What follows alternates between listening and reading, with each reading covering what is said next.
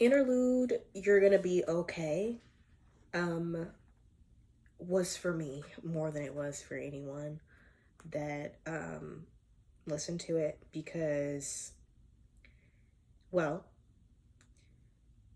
I needed a break.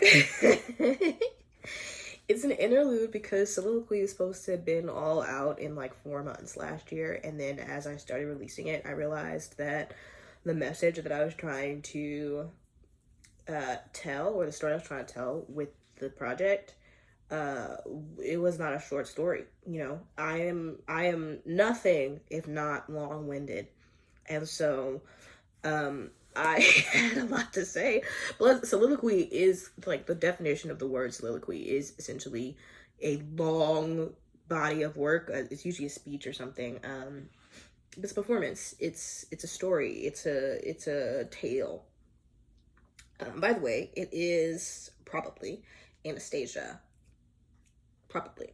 And so um, when I dropped it, I immediately started spiraling afterwards. Like I knew I released it because I was like, oh girl, I'm about to. And then also, the election had just happened, and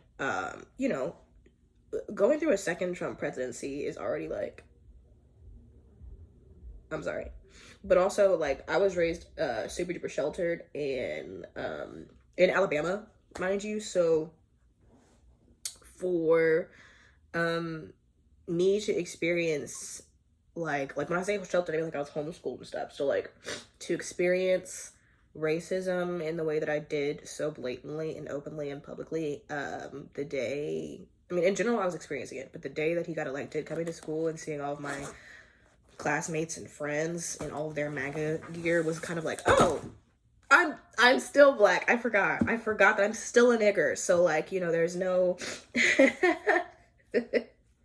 there's no like, recompense for, people like me in an environment like this. And so I just kind of had to get over it. I just kind of had to get over it, and continue to push through, and just kind of like, I don't really have a lot of memories of my time at that school just because um being black suddenly was an issue, and it was already a weird situation at home because I wasn't really allowed to be black enough. I wrote a poem about it too. I wasn't really allowed to be like black. Like, I mean, going out with a scarf on my head would have been an issue in my household. We weren't even allowed to own do-rags because my mom said they were ghetto. So my experiences with being black in America were pretty sheltered too, until they suddenly were not. So like again, going through a second Trump administration, having my brain's already like, the fuck, and so God, it's gonna be 4 years. I don't even remember the 4 years of the last one. Like,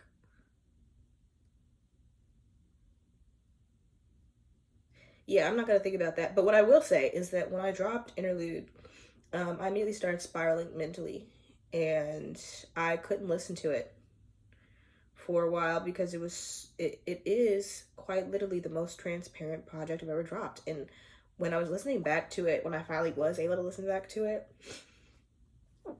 I realized why it was important, even though it was difficult for me to listen to.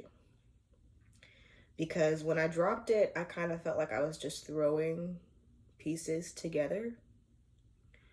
But when I listened back to it, I realized it was actually very cohesive, in the sense of it's a love letter to people with my disorder, and it's something I've never heard before. I've never seen affirmations for a DID system. I've never heard what it sounds like inside a DID system's head. Well, like Spotify, like, and so to be transparent, I'm embarrassed. I'm embarrassed that, I allowed myself to be that transparent without letting the rest of me prepare for that level of transparency. But also it made me realize that what I'm doing is revolutionary. You know, I am real good at being like, it's whatever, because it feels like, it's whatever. Um, but I remember being in my grandma's, bathtub, panting, crying, shaking, throwing up, because of the anxiety and just stress. Because, for those of you who don't know, I had cancer at the time. So crazy to say. But I was kind of like, yo, what the fuck? Why do I have cancer? That's crazy. And then, you know, I was panicking because I was like, damn, I just had another episode. Damn it, I can't escape my mental state. Um, and then I, was talking with my parts and realizing this is right on time. It's right on time. You expected this, you planned for it. You didn't want to be institutionalized, and so you set yourself up for success.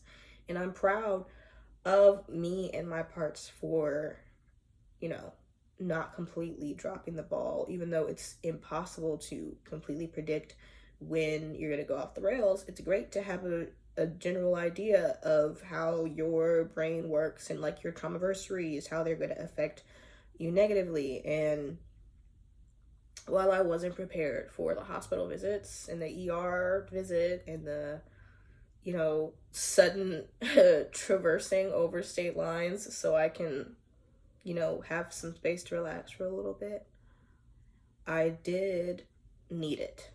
And so, like I said, I'm sitting in the bathtub and I go, fine, I'll listen to it. I haven't listened to it yet. I'll listen to it. And I started playing Interlude, and it starts with We Are Not Your Warriors, which I'm really glad I opened with because, it was the demo. And I almost didn't drop it because there's an issue with the timing in like 30 seconds into it, and I wasn't going to release it because of that. But every time I listen to it back, I'm filled with such a yeah, no, you're right. We aren't fighting anybody else's battles. I'm fighting my own battles, so I'm not trying to fight battles for nobody else. And, I wrote that song when I was homeless. I was doing some ancestor work, and I was reading this book called Healing Ancestral Karma, and I got to a point in the book where they were like, just kind of write, like free write, and let your ancestors speak to you. And I started singing, and it had been a while since I'd been able to use my voice in such a free way. And so I had my little sketchbook, and suddenly the words "We are not your warriors or your leaders" came out. We are the children of the slaves you couldn't kill. And I went, this feels magical. I'm getting chills just saying the words again. We are the only ones who've seen it all before. We are not your pawns. We are strong. We will not fall prey to the powers that be. We stand locked in arms, take bended knee, and ascend to new horizons. Take back this blessed world that was ours. And, ooh, yeah, I'm getting chills. It feels magical. It's a war cry. It's a battle cry. But it is a war cry for us. And I finished writing it, and I didn't record it for about 2 years. And then that was 2 years ago that I recorded it. And man, I guess it's 3 now because it's 2025. And yes, I hear you. It's my cats. And when I recorded it, I got back into my choir bag because I knew it would be everything I needed it to be if I tapped back into my church roots and went back to the part of me that loved being in choir and loved, singing in 3, 4, 5 part harmony and, the opera, the basses, and I surprised myself too with my range, because I am singing every single part on that track, and there's different parts of me on that, so it's not just one alter, it's like a lot of us. And so then to go from that immediately into Symphony's Headspace and it just be like the most transparent, that's also from 2022. A lot of those songs, if not all of them, are from 2022. And so for it to all just kind of come to a head is like, yeah, right now is when we need to hear this. Right now we need to know that, yeah, you're gonna be okay. And when I finished listening to the album, like by the time I got to Affirmations for the DID System, I was like, girl, you wrote this for me. And I was like, damn. And also to like hear the growth in me, because the other tracks are me when I was singing when I was 4. And so to, actually, I think I was younger than that. I think I was like 2. And so to go from 2 to 22 to 23, because I don't think there's anything on there that I recorded recently except for, I think the most recent track was Destination, and that is still 2022. So it's like, I made it for me. And if you also feel vindicated or heard by that album, I'm so grateful for you, but I'm also like, I'm so sorry. Like that's how I feel when people are like, I relate. I'm like, oh my God, I'm so sorry. Are you okay? Because I'm not. So I can't imagine that you are. And there's a lot of people telling me I'm so strong and so powerful, and I'm like, thank you, because I don't feel strong. But I guess strength isn't feeling strong. It must be just continuing to be in the face of everything. And yeah, the alternative is to die. If I was going to do that, I should have done it a while ago. Too many great things are going for me now, even when shit isn't, you know? I've been unhoused a couple times. I've been broke. I'm not unemployed. I do have a job, but like I haven't been able to work because, you know, healing from surgery or whatever. I'm cancer free, by the way. But yeah, I forgot. I'm like dissociated as fuck. And I'm also on my period and I'm cramping and I'm irritated and I'm tired and I'm hungry and I think I have a headache. So I've got to go take care of all those things. But I promised myself this year that I was going to populate my YouTube with videos of me talking and being honest and transparent, and that I wanted to talk about my album and songs and shit. So hey, it's me. I'm also hella inspired by Doechii. I've been seeing videos of her YouTube, like put beside her winning her Grammy, and it's so inspiring because I discovered Doechii in the midst of a very abusive relationship, and I heard Persuasive first, and she said, you know, I think it's time for me to fly solo, and I went, oh girl, you're talking to me. And then I think, actually, I can't remember if I heard Persuasive or Crazy first, but the combination of the two had me going, oh, is it time? We're doing it now, right? Oh, okay, well then I'm ready. I'm just not quite ready yet. Between Doechii and Janelle Monáe, I'll say The Age of Pleasure and Crazy woke me the fuck up, and I went, you're right. And then Renaissance also. I'll say those were my top 3 of that year. Doechii, Janelle, and Beyonce, like, they really went, tap, tap, tap, wake up. And I went, no, you're right. And you're right. And why am I sleeping on myself? So, you know, to see the growth in them as artists as well, you know, because I've admired Beyonce since I was a kid.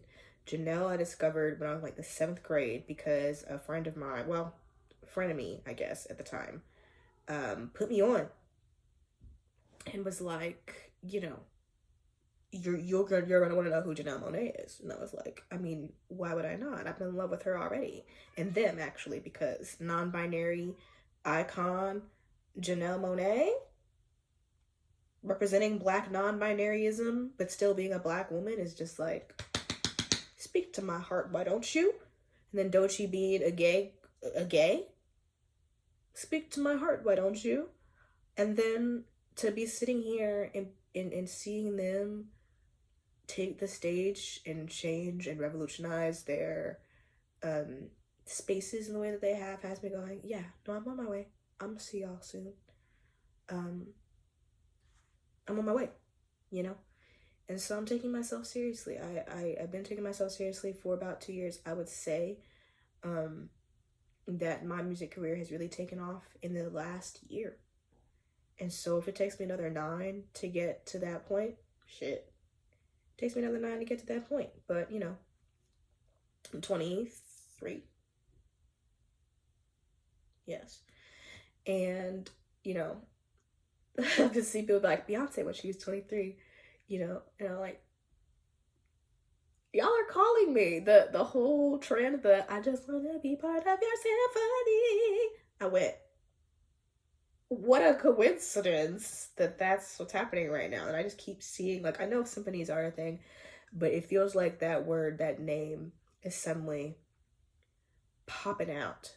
And it feels like the universe is calling me. It feels like the divine feminine. It feels like God herself is going, are you ready? And I'm going, not yet. And she's like, yeah, no, I know. Get ready, because I'm about to put you in places where you're supposed to be, and you're just going to have to be ready. And I'm like, yeah. Anyway, this was longer than I planned for it to be. So, if you watched the whole thing, I love you. If you couldn't get through it for whatever reason, I still love you. Because, you know, who am I? Who might have judged the ADHD brain anyways? Yeah, I love y'all. My orchestra. I love saying that. It's so cool. And shout out to AK for real for giving me that fan base name, because I was calling y'all the Love Notes for a minute and it was like, you know, but I understood why I did it for myself. But the orchestra, that hits. Yeah, bye.